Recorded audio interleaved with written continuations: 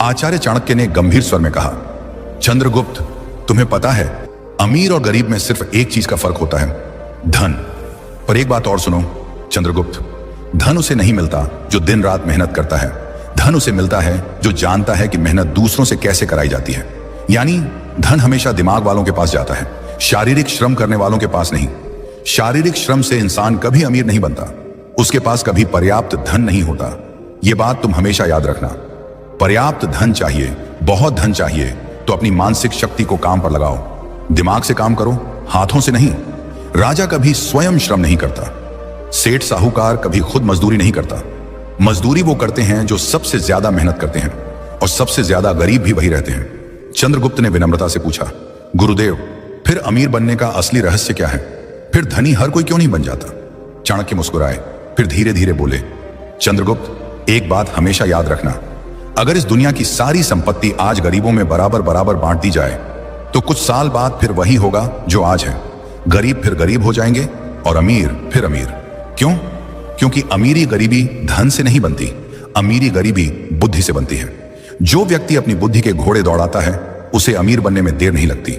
जो बुद्धि को सोने देता है और केवल शरीर से मेहनत करता रहता है वो जीवन भर गरीब ही रहेगा। धन बुद्धि का खेल है, मेहनत का नहीं।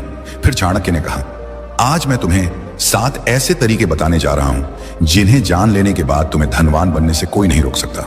ये 7 तरीके चाणक्य नीति के सबसे गहरे सूत्र हैं। इन पर अगर तुम अमल करोगे तो एक दिन पूरा भारत तुम्हारे नाम का जयकारा करेगा।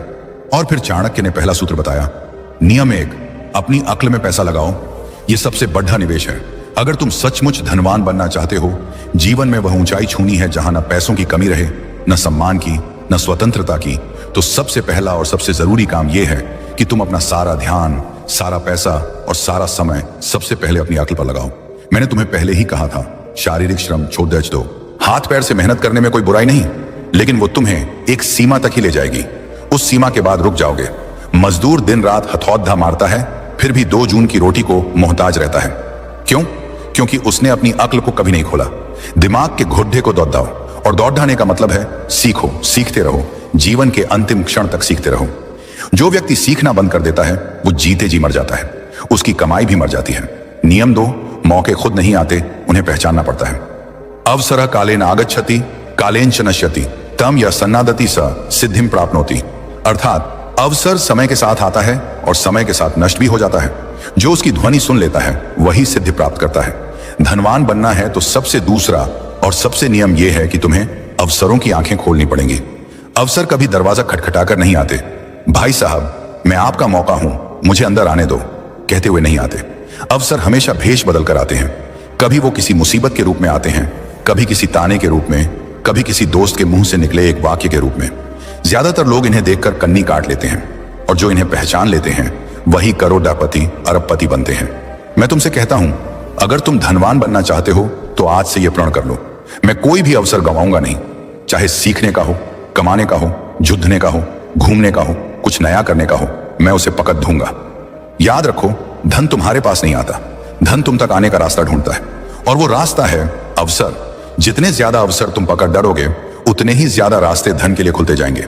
और अगर तुम अवसरों को चूकते रहे तो चाहे कितना भी पहला नियम सीखना फॉलो कर लो, तुम्हारी सारी सीख बेकार हो जाएगी, क्योंकि सीख का इस्तेमाल करने के लिए मौका चाहिए।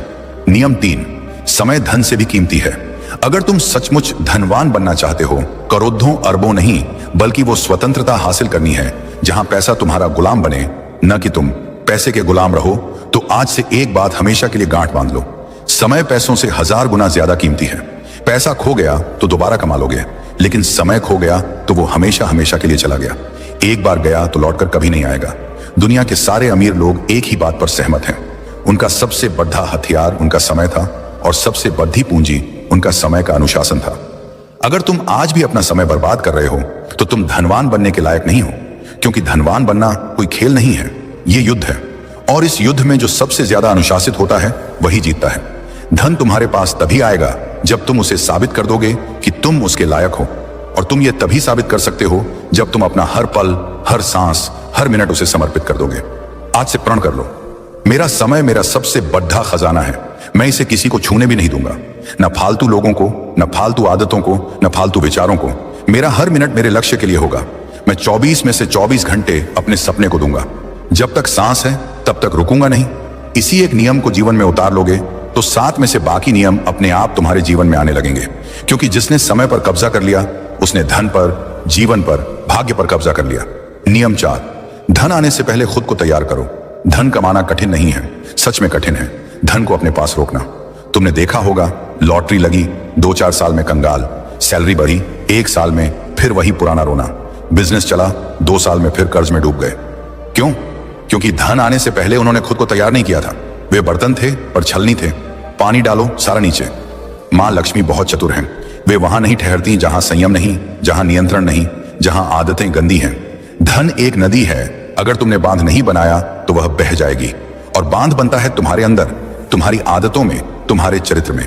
इसलिए आज का नियम सबसे कठोर और सबसे जरूरी है। धन आने से पहले खुद को तैयार करो। अगर तुम आज गरीब हो पर संयम सीख लोगे तो कल अमीर बनकर भी राजा बने रहोगे। और अगर आज अमीर हो पर संयम नहीं सीखा तो कल कंगाल बनकर रोओगे। धन आता है तो तुम्हारी असली परीक्षा शुरू होती है। वह तुम्हें दिखाता है कि तुम सच में कौन हो। लालच है या संतोष, अहंकार है या विनम्रता, फिजूल खर्ची है या विवेक, दिखावा है या गरिमा। ज्यादातर लोग इस परीक्षा में फेल हो जाते हैं। पहली बड़ी सैलरी आई नहीं कि नई गाड़ी, नया फोन, पार्टी, शराब, मौज मस्ती। 2 साल बाद फिर वही पुरानी साइकिल। मैं तुमसे कहता हूं, धन आने से पहले खुद को ऐसा बना लो कि जब करोड़ों आए तब भी तुम पहले जैसे ही रहो। जूते पुराने हो या इतालवी, तुम्हारा चलना वही रहे।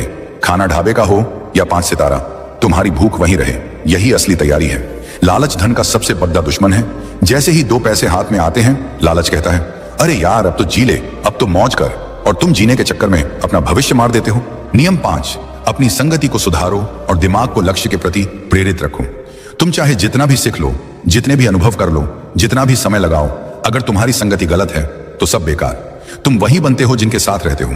तुम्हारी कमाई, तुम्हारा चरित्र, तुम्हारा भाग्य, तुम्हारा भविष्य, ये सब तुम्हारे आसपास के 5 लोगों के औसत से तय होता है। तुम जहां बैठते हो, जिसके साथ चाय पीते हो, जिसके साथ रात को फोन पर घंटों गप्पे मारते हो, वही बताता है कि 10 साल बाद तुम कहां होगे। जो मनुष्य धनवान बनना चाहता है वह सबसे पहले अपनी संगति को देखे। क्योंकि जिस प्रकार लोहे की कील लोहे से ही तेज होती है, उसी प्रकार मनुष्य का चित्त उसी के समान हो जाता है जिसके साथ वह अधिक समय बिताता है। जब तुम नीच, आलसी, लंपट, नकारात्मक बोलने वाले लोगों के बीच रहते हो तो तुम्हारा मन भी वैसा ही हो जाता है। तुम्हें लगता है, अरे दुनिया में कुछ नहीं हो सकता, पैसा तो किस्मत से आता है, मेहनत करने से कुछ नहीं होता। और ऐसे विचारों से तुम स्वयं ही अपने पांवों पर कुल्हाड़ी मार लेते हो। पर जब तुम उच्च चिंतन वाले, धनवान, विद्वान, संयमी और लक्ष्यनिष्ठ लोगों के बीच रहते हो तो तुम्हारा मन भी ऊंचा उठने लगता है। तुम्हें स्वयं ही लगने लगता है, मैं भी कर सकता हूं। चंद्रगुप्त, जीवन में एक बात हमेशा याद रखना, उधार वो दीमक की तरह है जो रिश्ते को खोखला कर देता है, चाहे वो रिश्ता कितना ही मजबूत क्यों ना हो। और इन्हीं उधारों से धन की सबसे ज्यादा हानि होती है। जीवन में धन मांगने के लिए अक्सर हमारे अपने खास रिश्तेदार आते हैं, कभी कभी दोस्त भी। लेकिन हम ना कहने में हिचकिचाते हैं, डरते हैं कि कहीं रिश्ता टूट ना जाए। हकीकत यह है कि बहुत से लोगों को पता ही नहीं होता कि ना कैसे कहा जाए, क्योंकि उनके पास सही शब्द या तरीका नहीं होता। लेकिन आज मैं तुम्हें यही रणनीति बताऊंगा। जब कोई तुमसे उधार मांगने आए, अगर तुम ये 3 सवाल पूछ लोगे तो वो खुद ही उधार मांगने के बजाय कोई और बहाना बनाकर तुम्हारे यहां से चुपचाप निकल जाएगा। लेकिन चंद्रगुप्त, ये एक विद्या है जो डर से मुक्ति देती है। अगर तुम नहीं जानोगे तो हमेशा उलझते ही रहोगे, क्योंकि मैंने अक्सर देखा है कि लोग इसी वजह से अपनी जिंदगी की कमाई गंवा बैठते हैं। स्वागत है। अगर आपको भी चाणक्य नीति पसंद आती है तो कमेंट में जरूर बताएं कि आप भारत के किस राज्य से ये वीडियो देख रहे हैं, ताकि हम समझ सकें कि हमारी बातें कहां कहां तक पहुंच रही हैं। और चलिए बिना देर के वीडियो की शुरुआत करते हैं। दोस्तों, चाणक्य की ये बातें आज भी उतनी ही सच्ची हैं जितनी उस पुराने जमाने में थीं। कल्पना कीजिए, चाणक्य के समय में पाटलिपुत्र की गलियों में एक साधारण व्यापारी रहता था। नाम था विष्णुदास। वो दिन रात मेहनत करके अपना व्यापार चलाता था, अनाज बेचता था और थोड़ी बहुत बचत करता था अपने परिवार के लिए। एक दिन उसका दूर का रिश्तेदार आया, बोला, भाई मेरी फसल बर्बाद हो गई है बाढ़ में, बस थोड़े पैसे उधार दे दो, अगली फसल में लौटा दूंगा। विष्णुदास का दिल पसीज गया। उसने अपनी सारी बचत दे दी। लेकिन महीने बीत गए, साल बीत गए, वो रिश्तेदार नजर नहीं आया। बाद में पता चला कि उसने वो पैसे अपनी ऐशो आराम में उड़ा दिए थे। विष्णुदास का परिवार भूखा रहा, बच्चे स्कूल नहीं जा सके और वो रिश्ता, वो तो पहले ही खोखला हो चुका था। चाणक्य कहते थे, धन की रक्षा करना परिवार की रक्षा करना है। आज के समय में भी यही हो रहा है। लोग फोन पर मैसेज करते हैं, भाई इमरजेंसी है, 50,000 उधार दे दे, और हम देते हैं क्योंकि नहीं देना हमें बुरा लगता है।